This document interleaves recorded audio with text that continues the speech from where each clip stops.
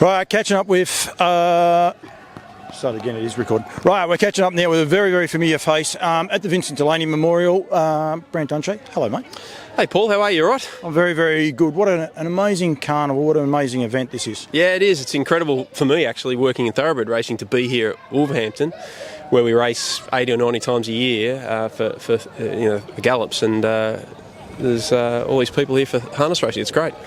Just a question without notice, is there any horses trained on this track or is it just purely a racetrack? No, purely a racetrack. All of our venues are just racing venues. We do have a provision here actually for some horses to stable and be in training, but it's not really. It doesn't really fit with the British model. So it's a bit different here in Britain. Yeah. Do you admire this meeting, what the Delaney boys have been able to do? And I mean, Derek gets a lot of the kudos, and I think he does do a lot of the work, and Lillian as well, but James, Sarah as well.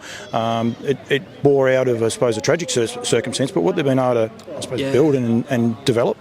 Yeah, look, it is great. I was actually just chatting with Derek, and what he's done over the 10 years or so since it's been. I mean, I first came when I first immigrated to the UK.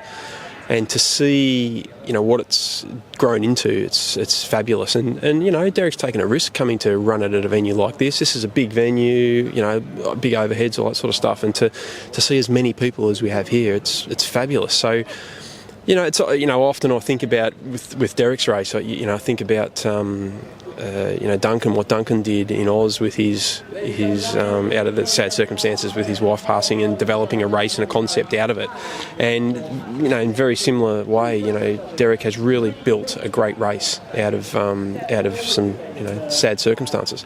It can be done, and it's one of the things, I mean, in Australia especially, right, we've got a few challenges, not all of Australia, but in Victoria, we've definitely got a few challenges there going forward.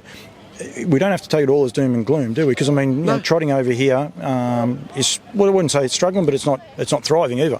No, look, it's a lot of people don't even know trotting exists in this country. But you'll have seen the prize money today. Yeah. It's not the worst in the world. They do a really good job for an industry that doesn't derive any revenue from wagering at all, like none at all. Yeah. So they rely largely on sponsorships and administration costs and so forth. So they do a really good job, and you'll also see later on in the program today there's a Latrobe race, Trot Britain race. The last race. Yeah, and I think the winner races for something like about 3,500 Aussie. And that's funded through an arrangement with Latrobe in France, and so all the trotting here in Britain is they're French-bred horses that are brought here to the UK and Ireland, and they are sponsored or supported by the French industry. It's actually a very good concept. The methodology behind that, is that to grow the industry, or is there a reason for it? It's part of Latrobe's international growth strategy in France. So they support lots of countries around the world with importing. It's generally older French horses. They breed so many French trotters, so they obviously export a lot to different countries around Europe in particular, and it's just part of their international growth strategy. They sort of need somewhere for them to race, and the race, and also grow the industry so more people can buy and more people can get involved. Yeah, exactly. Once their careers in France have come to an end, so it works well. You are in thoroughbreds. Do you enjoy that side of it? I do very much. I've got to be honest, I wasn't. I obviously had exposure to thoroughbred racing as I was growing up in my early days of my career, but not fully professionally like I did with harness racing, and I love it.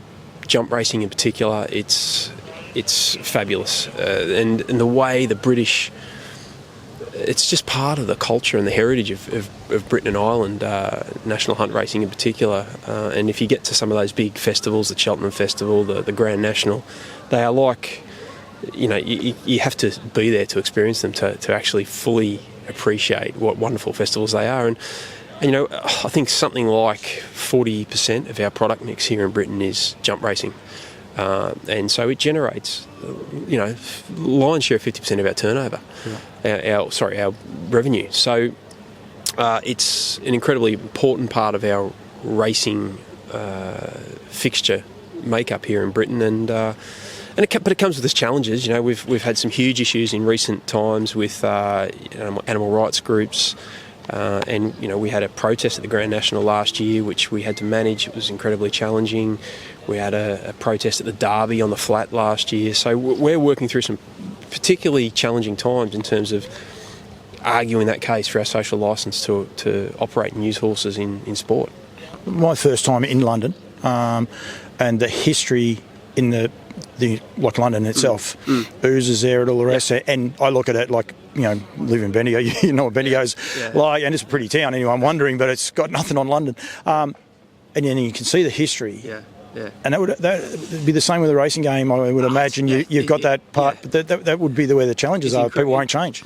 It's incredible. I recently had I call it a privilege, albeit it was just part of the job. I did morning gallops not so long ago with Sir Mark Prescott, one of the most respected trainers here in Britain, and he took me through the fascinating part about it. I met him at 6 a.m. on the dot. You're not late for Sir Mark, and I got the history tour of his yard, and his yard is the first documented racing training yard in Newmarket, and there's a part of the stable block there that is hundreds and hundreds of years old, and it's fascinating. They've still got the names of all the trainers that are trained out of that yard. So it is, steeped in history. Everything about Britain is old. My local pub in my village, I walked down to the pub and it was built in 1549. It's incredible. They've got great pubs. I don't drink, but they've got some brilliant pubs, haven't they? Good beer, good pubs, good beer, yeah. They don't serve it hot.